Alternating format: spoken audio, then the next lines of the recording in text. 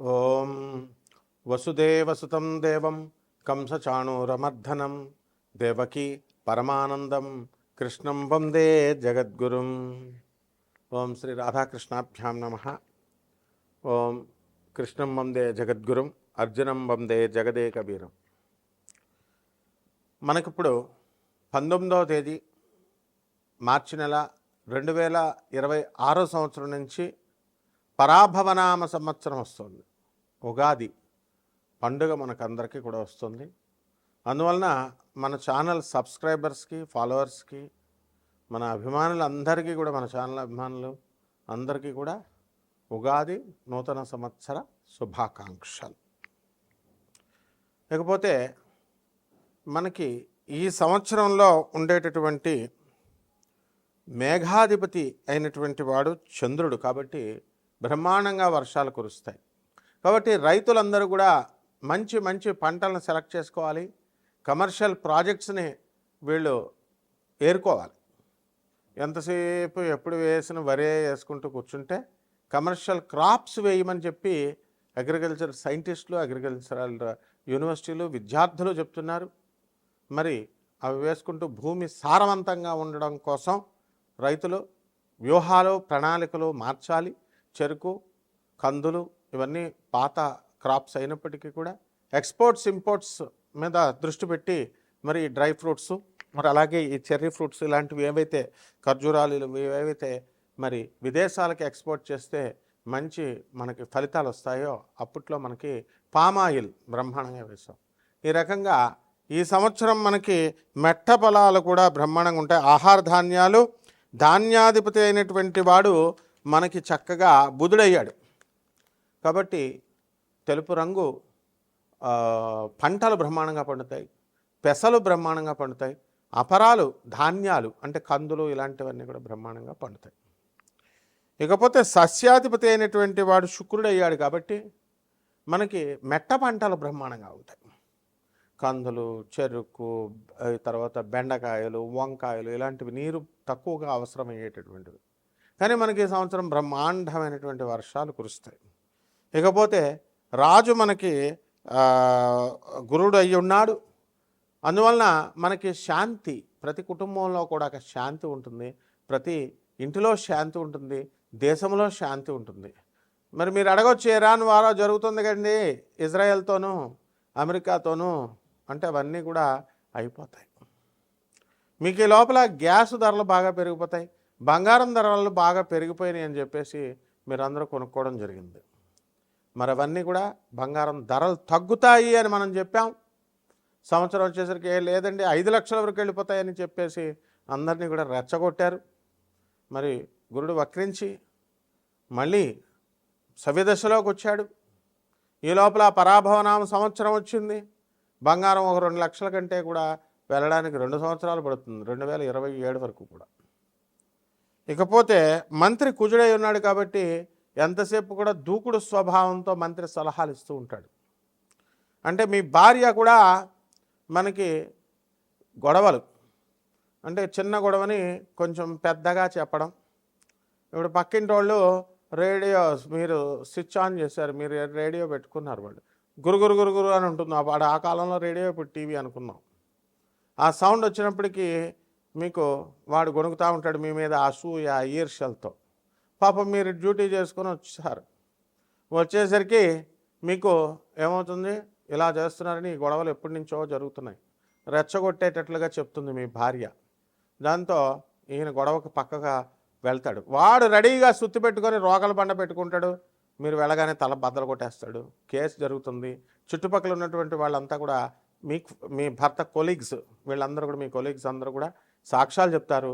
కానీ కోర్టులో honourable judge ఏం చెప్తాడు, ఎందుకయ్యా మీకు ఉద్యోగాలు పోతాయి అనవసరంగా అతను పాపం జాలిపడంటే మీకు వచ్చినటువంటి మీ ఫ్రెండ్సే ద్రోహం చేసి మీకు ఉద్యోగం పోతుంది అతనిది అని చెప్పేసి సాక్ష్యాలు తారుమారు చేస్తారు, కేసు నిర్వీర్యం చేస్తారు.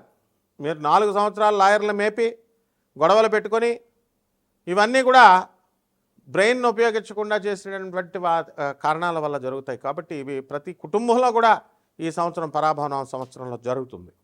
పరాభవం అంటేనే అపజయం.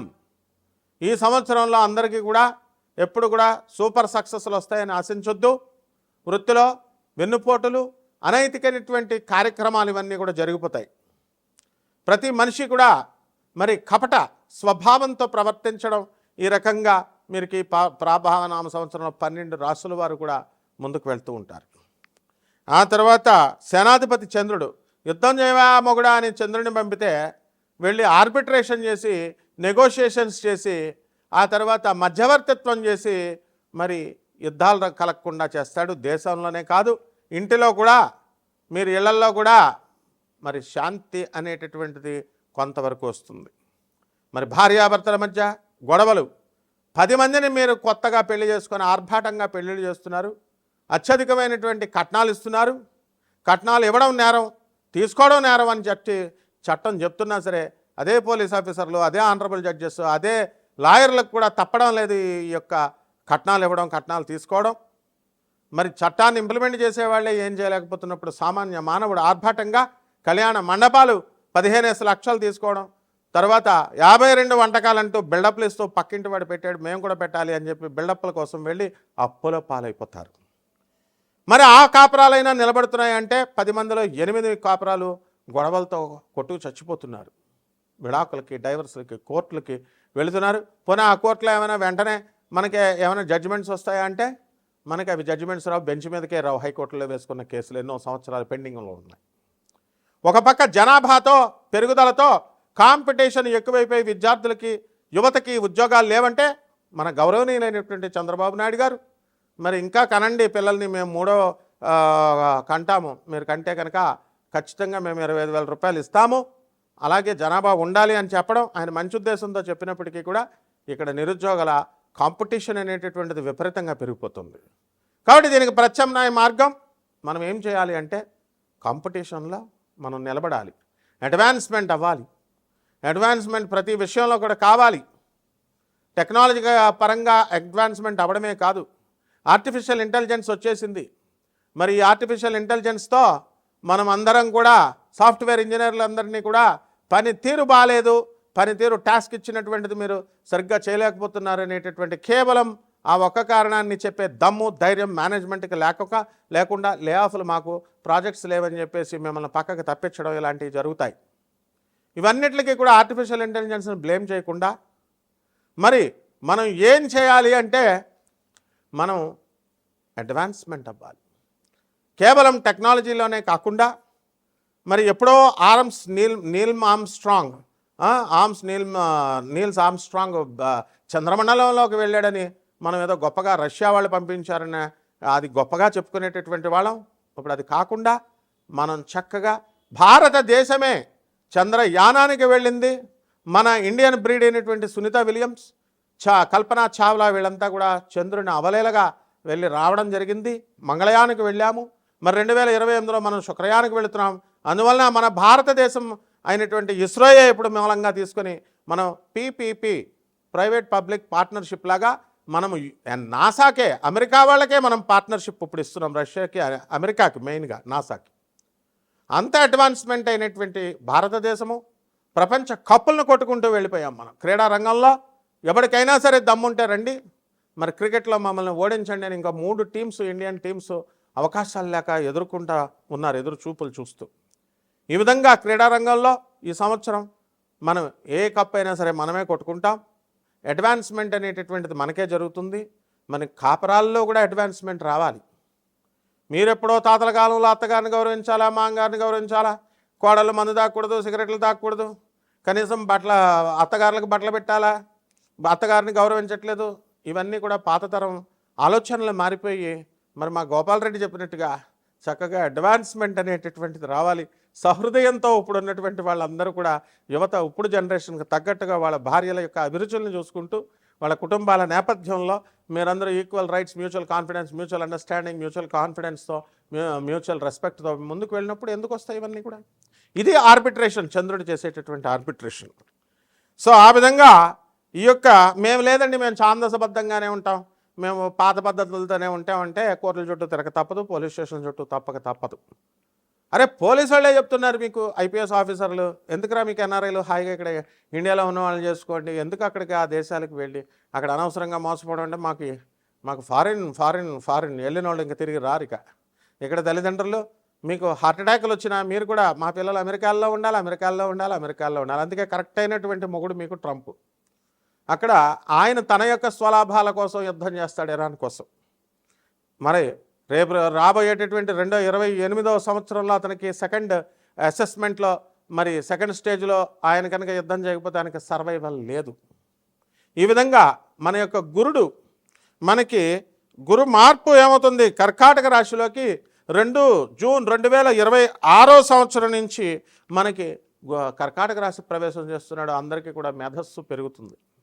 ఆ విధంగా ఈ యొక్క శని సంపూర్ణంగా మీనరాశిలోనే వక్రించి ఉండడము, ఈ విధంగా మీనరాశిలో ఉంటాడు. ఆ విధంగా ఈ యొక్క శని కూడా మనకి మీనరాశిలో మనము ఏం చేస్తాడండి, ఎంటైర్ ఇయర్ అంతా కూడా ఉన్నాయి వక్రించి 27 జూలై 2026వ సంవత్సరం నుంచి 11 డిసెంబర్ 2026వ సంవత్సరం వరకు కూడా శని వక్రించి మీనరాశిలోనే ఉండడం అనేటటువంటిది జరుగుతుంది. ఈ విధంగా కుజుడు మీనరాశి ప్రవేశం 2 ఏప్రిల్ 2026వ సంవత్సరంలో జరుగుతుంది. మరి యొక్క రాహు కేతువులు కూడా మనకి 5 డిసెంబర్ 2026వ సంవత్సరం నుంచి కుంభరాశి నుంచి రాహు మరి మకర రాశిలోకి, కేతువు సింహరాశి నుంచి మనకి ఈ యొక్క కర్కాటక రాశిలోకి ప్రవేశించడం ద్వారా 12 రాశుల వారికి అందరికీ కూడా ఈ ఉగాది ఏ రాశుల వారికి మంచి చేస్తుంది, ఏ రాశుల వారికి హాని చేస్తుంది, ఏ రాశుల వారికి యావరేజ్గా ఉంటుందో మనము సశాస్త్రీయంగా, వైదికంగా, సహేతుకంగా, రేషనల్గా, లాజికల్ కన్సిస్టెన్సీతో, సైంటిఫిక్ అప్రోచ్తో అండ్ ఈ యొక్క రేషనల్ అప్రోచ్తో మనం చూద్దాం ఈ వీడియోలో. ధనుస్సు రాశి, అబ్బాబ్బాబ్బా ధనుస్సు రాశి, ఏం ధనుస్సు రాశి అండి, మా గోపాల్ రెడ్డిలాగా ఇదిగో శ్రీ మహావిష్ణువులాగా పడుకునే అంత హాయిగా ఉంది ధనుస్సు రాశి. భారత్ మన వరల్డ్ కప్ కొట్టుకు వెళ్ళిపోయింది, మీకు తిరుగు లేదండి. రాహు చాలా బాగున్నాడు, వ్యాపారాలు, మీ సోదరుల డెవలప్మెంట్, సిస్టర్స్ డెవలప్మెంట్. ఆ విధంగా ఈ యొక్క అర్ధాష్టమ శని ఉన్నాడు, మరి వక్రించున్నాడు. మళ్ళీ మనకి జూలై 27వ తారీఖు 2026వ సంవత్సరం నుంచి 11/12/2026వ సంవత్సరం వరకు వక్రిస్తాడు. అప్పుడు అద్భుతాలు సృష్టిస్తారు మీరంతా కూడా ధనుసు రాశి వారు. చాలామంది వ్యాపారాలు చేసామండి, మేము కోట్ల రూపాయలు, లక్షల రూపాయలు అప్పు తెచ్చి చేసామండి, మాకు ఇంకా మేము అనుకున్న వ్యాపారాలు సాగడం లేదండి అని అనుకునేటటువంటి వాళ్ళందరూ కూడా మీరు తీసివేస్తారు, చక్కగా సాధిస్తారు. ఏమన్నా మేము సినిమాలు తీసామండి, అవి రిలీజ్కి ఇంకా అవ్వట్లేదండి అనుకునేటటువంటి పెండింగ్లో ఉన్నటువంటి వాళ్ళకందరికీ కూడా కారణం ఈ శనే. కాబట్టి అది మార్పు రావాలి, ఇంకా అప్పుడే ఈ సంవత్సరం మార్పు రాదు. కాబట్టి వెయిటింగ్ చేయడం కంటే మనిషికి ఇంకొక అవకాశం లేదు. హీరోయిన్లతో మీకు పరిచయాలు, తర్వాత కొత్త స్నేహాలు ఈ యొక్క ధనుసు రాశి వారికి. వ్యాపారాల్లో బ్రహ్మాండమైనటువంటి ఆదాయాలు, బట్టల వ్యాపారం, హోటల్ ఇండస్ట్రీ, ఈ యొక్క లిక్విడ్స్ బిజినెస్, పబ్స్, రెస్టారెంట్లు, బిజినెస్లు. మరి చక్కగా మీడియా రంగంలో ఉన్నటువంటి వాళ్ళకి పేరు ప్రఖ్యాతులే తప్ప డబ్బు రాదు. అండ్ పౌరహిత్య వృత్తుల్లో ఉన్నటువంటి వాళ్ళు బ్రహ్మాండంగా సంపాదించడం అనేటటువంటి జరుగుతాయి. స్వతంత్ర వృత్తులు చేస్తున్నటువంటి ఇంజనీర్లు, లాయర్లు, డాక్టర్లు, వీళ్ళందరికీ కూడా ఇతర ఉద్యోగస్తులందరూ కూడా అధిక ధన సహాయం చేయడం అనేటటువంటివి జరుగుతాయి. కంప్యూటర్లు, ల్యాప్టాప్లు, ఇలా రకరకాలుగా అన్నీ కూడా కొత్త కాస్ట్లీ గ్యాడ్జెట్స్ అనేటటువంటివి కొనడం జరుగుతాయి. సప్తమ స్థితిగతుడైనటువంటి ఈ గురుగ్రహము 2 జూన్ 2026వ సంవత్సరం తర్వాత అష్టమంలోకి రావడము, అందువల్ల మీరు ఇల్లు కడతామండి, స్థలాలు కొంటామండి అనుకునేటటువంటి వాళ్ళందరికీ కూడా అప్పులు కలగడము. ఆ తర్వాత బ్రహ్మాండమైనటువంటి అప్పులు ఇస్తారు, తీసుకోండి, కొత్త వ్యాపారాలు చేసుకోండి. ఆ తర్వాత అక్టోబర్ నెల దాటిన తర్వాత జనవరి 5వ తేదీ తర్వాత మనకందరికీ కూడా మళ్ళీ ఈ యొక్క ధనుసు రాశి వారికి భాగ్యంలో గురుడు వస్తున్నాడు. మీ పూర్వజన్మ అదృష్టం మీకు కలిసి వచ్చి మీ పిత్రార్జితం ధనం వస్తుంది. మరి కంపాషనేట్ గ్రౌండ్స్లో చాలామంది తండ్రులు చచ్చిపోతారు, సంఘటనలు గతంలో అష్టమ గురుడు ఉన్నప్పుడు. పిల్లలకు వచ్చినాయి జాబ్లు, భర్తలు చనిపోతే భార్యలకు వచ్చినాయి. అది వాళ్ళ వ్యక్తిగత జాతకాలను బట్టి వస్తాయి. ఏవో మార్పులు మొత్తం మీద మీ పితృతరపు సంబంధమైనటువంటి వాళ్ళకందరికీ కూడా మీ తాతలు అవన్నీ కూడా ఆస్తులు, కోర్టులు, కేసులు క్లియర్ రావడం ఇలాంటివన్నీ జరుగుతాయి. ఏమండి మాకే జరుగుతుందండి, మా తండ్రి గారు ఆరోగ్యానికి బాగుంటుందని బతుకున్నప్పుడు చెప్పిన మాటలు విన్నారా? మరి దాన ధర్మాలు ఇప్పుడు గురువుకి చెప్తున్నాం మేము. పేదవాళ్ళకి సేవ చేయండి, అనాథలకు సేవ చేయండి, వికలాంగులకు సేవ చేయండి, సాధువులకు సేవ చేయండి. సరైనటువంటి గురువు యొక్క ఆదర్శంలో, గురువు యొక్క ఐడియాలజీని పట్టుకొని వెళ్ళండి. ప్రభాత్ రంజన్ సర్కార్, ఆనందమూర్తి గారు అన్నారు, బాబానాం కేవలం చేయండి. ఎందుకు జరుగుతాయి డేంజర్లు నేను చూస్తాను. సిబిఐనే ఉక్కిరి బిక్కిరి చేసినటువంటి గురువుగారు ప్రభాత్ రంజన్ సర్కార్ తప్పుడు కేసులు సిబిఐ పెడితే కృషించి ఫైట్ చేయండి అన్నారు. ఫైట్ చేసి ఒక్కొక్కరు ఒక యోధుడిగా మార్చి 200 దేశాల్లో ఈ రోజున అనాథ పిల్లల్ని పోషిస్తున్నారు. 300 సెంటర్లు ఇండియాలో. సిబిఐ ఆఫీసర్స్ చేస్తారా? ఆర్జీ శ్రీవత్సవ ఐజీ ఏమైపోయాడు అప్పుడు ఆయన అరెస్ట్ చేసినటువంటి ఐజీ కుష్ఠు వ్యాధితో.